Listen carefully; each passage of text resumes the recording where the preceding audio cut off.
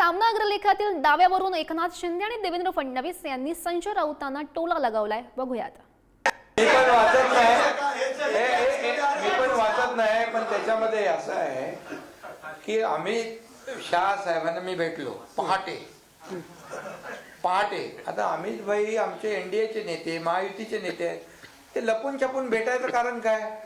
त्यांच्यासारखं आम्ही लपून छपून काम करत नाही. आम्ही दिवसा ढवळ्या काम करतो आणि त्यामुळे त्यांना आम्ही ती भेट 4 वाजताची पहाटेची भेट आता झालीच नाही. त्या भेटीचं वर्णन काय केलंय? संभाषण लिहिलंय. म्हणजे मी काय बोललो, त्यांनी काय उत्तर दिलं?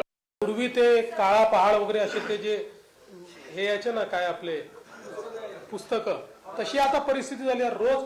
पण मी एक सांगतो, सलीम जावेदची आता यांची कॉम्पिटिशन चाललेली 100%.